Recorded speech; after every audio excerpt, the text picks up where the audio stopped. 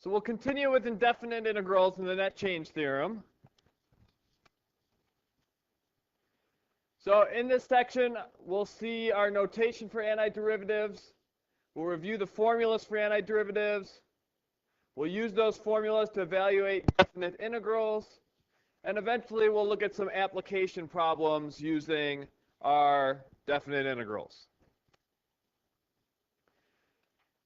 So the fundamental theorem of calculus, again, the importance of that, it establishes the link between derivatives and antiderivatives, or derivatives and integrals.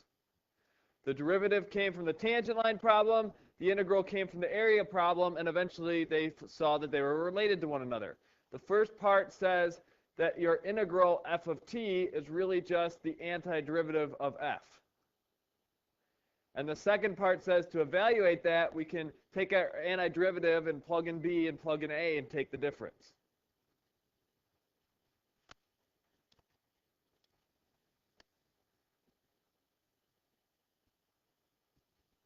So the integral of f of x dx we usually use to represent the antiderivative of f. We refer to it as the indefinite integral if it doesn't have the values there. If it does have values there, then we would refer to it as the definite integral. Now, we've seen that when we have indefinite integrals, we will need a plus c. And you can always check by using differentiation. If we take the derivative of x cubed over 3 plus c, notice we just get back that original x squared. Now, this is something that's very important. Understanding what you're really finding when you do the direct versus indirect, or definite and indefinite, sorry. So a definite integral. Remember, that's finding an area under a curve. So you are finding a number, a numeric value. So a definite integral finds a number that represents the area under the curve for a certain section. While an indefinite integral is finding a whole set of functions, a family of functions. The reason we call it a family of functions is because most of it's the same. The only thing that differs is that plus c on the end. That c could be anything, though. So we call it a family of functions because it's got the same shape, but it might just be shifted up or down based on that constant. So it's important to distinguish the two different things that you're finding with our different types of integrals. A definite integral, you're finding the area under the curve, an actual value, whereas an indefinite integral, you're finding a function, and that function has some constant added on the end. So it could actually be a bunch of different functions. And remember, if you ever want to check with an indefinite integral, just take the derivative, see if you get the original back. A reminder of some of our antiderivative rules are indefinite integrals. If you have a constant, you can pull that constant out front. If your function itself is just a constant, then you're just adding an x in. Our power rule, you put the reciprocal of your new power out front. E to the x is still e to the x. If you're adding or subtracting, you could split it up. Remember, 1 over x, your power rule does not apply because that is your natural log. And remember, you need to do the absolute value of the x. And then a new one we haven't seen yet, if you have some exponential a to the x, it's a to the x over ln a. Now that holds true for e to the x because the ln e on the bottom would just be 1, so that actually holds true for the e to the x formula. And all those have plus c's on the end because they are indefinite integrals. And here's all our trig and inverse trig ones. The most common trig ones you see are the sine, the cosine, and the secant squared, which was our derivative of tan. We will see one that has the negative cosecant x today. And then you've got your two inverse trig ones that are the common ones we see. Our 1 over x squared plus 1 and the 1 over square root of 1 minus x squared.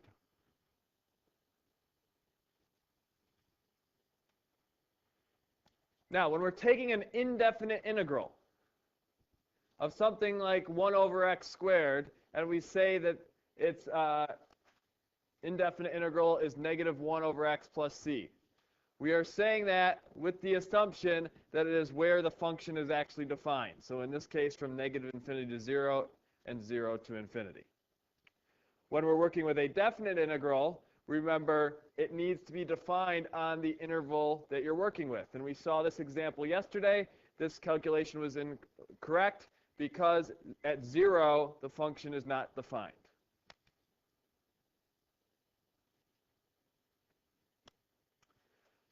So let's take a look at this example. We're going to find the general indefinite integral. Notice they didn't really have to tell us that. We could have just distinguished that by not having the values on our integral there.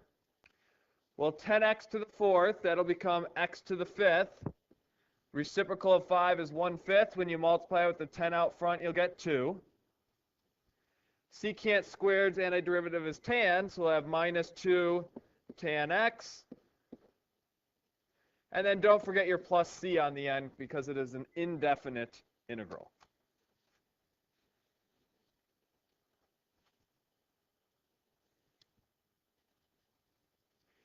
Now we'll look at a definite integral. Start out to your antiderivative, just like we did in the other ones. We'll have x to the fourth with a 1/4 out front. We'll have an x squared. We'll have to multiply the negative 6 by the reciprocal of that, 1/2, giving us negative 3. And we'll evaluate this from 0 to 3. So we'll have 1/4 times 3 to the fourth minus 3 times 3 squared minus, because there's more than one term, make sure you put the second part in parentheses, 1/4 times 0 to the fourth minus 3 times 0 squared. Now, in this particular case, the 0 does wipe out the whole second part, so we just have to worry about the first part. 3 to the fourth will give us 81, so that's 81/4. 3 squared is 9, times negative 3 is negative 27. If you get a common denominator, this will be 81/4 minus 108/4, which will give you negative 27/4, which is the same as negative 6.75.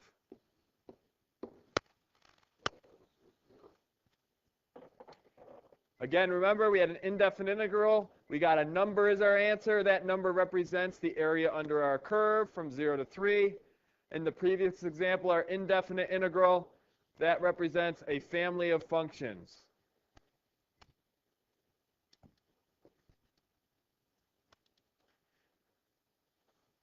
Next example, notice that it says we want an exact answer. We'll go ahead and take our antiderivative. X cubed will become x to the fourth.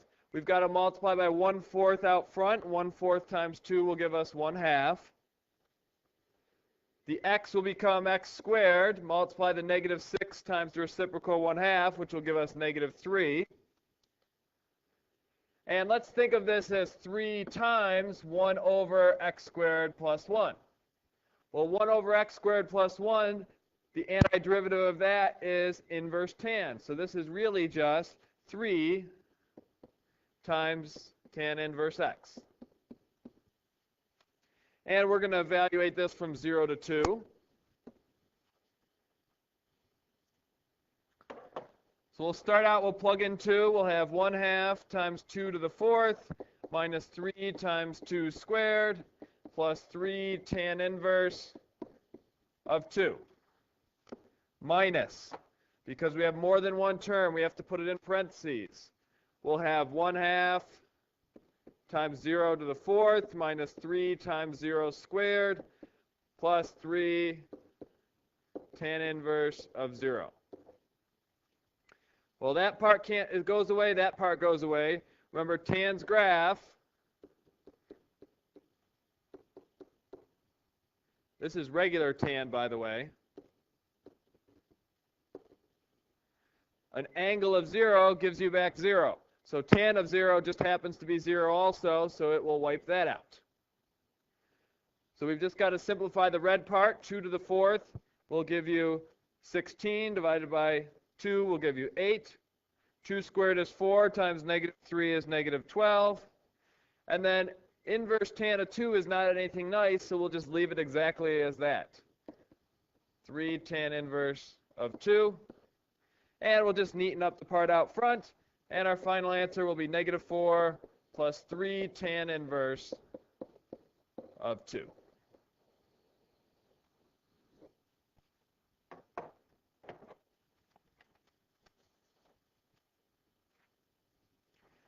We'll look at 2 more examples on this video.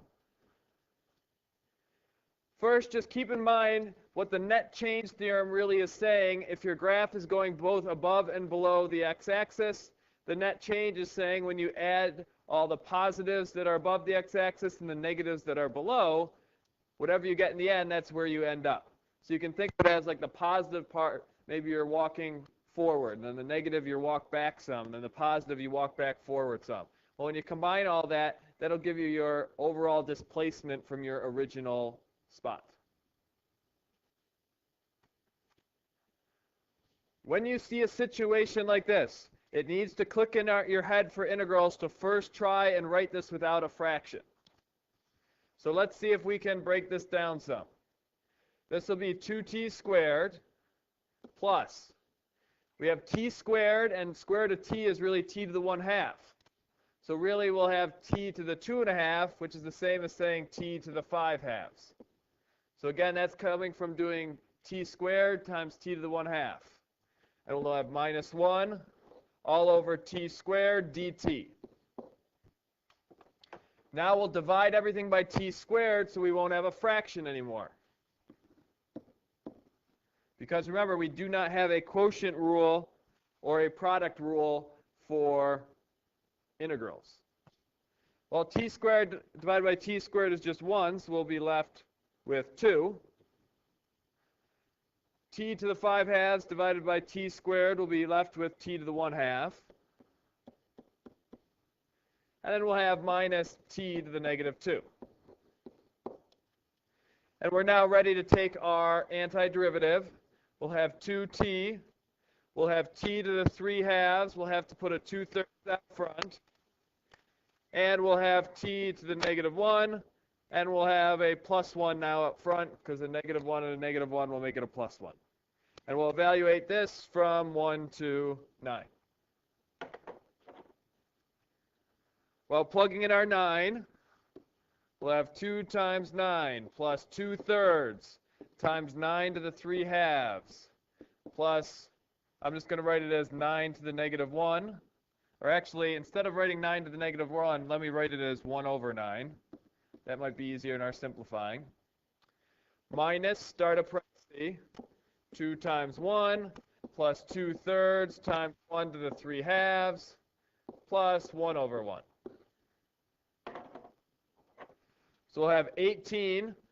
Square root of 9 is 3. 3 cubed is 27. 27 divided by 3 is 9. 9 times 2 is 18. So we get another 18 here. Plus 1/9.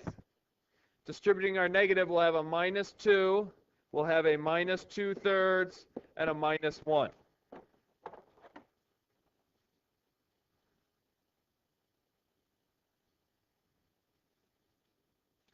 Well, 18 and 18 is 36. Minus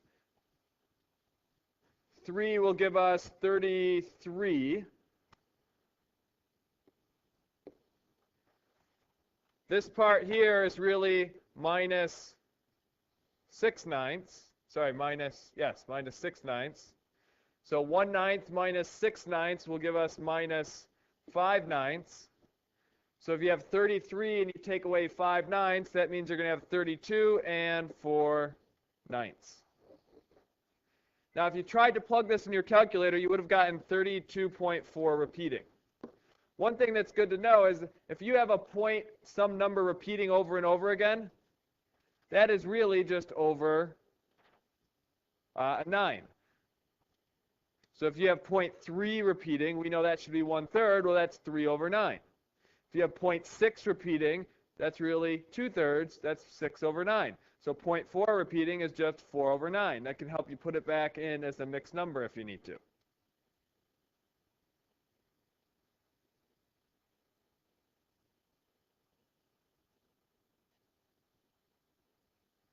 And if you had it as an improper fraction, that would be 292 over 9.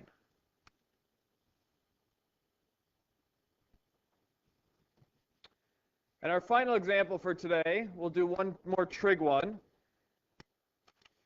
We need to somehow rewrite this again because we don't have a quotient rule.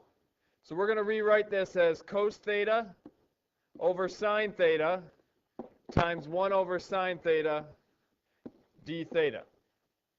Now something to note is we don't have any values with our integral. So this is an indefinite integral, so we'll just have our plus c on it.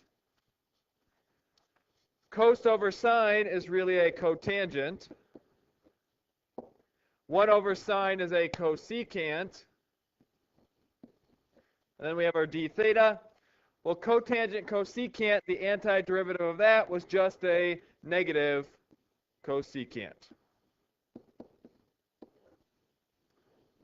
And that's it for that one. Now again, the ones that I'll most likely test you on are the antiderivatives for like sine, cosine, tangent, things like that. We won't really see too many that deal with the cosecants, the secants, the cotangents. The inverse ones, though, you should know the inverse sine and inverse tan ones.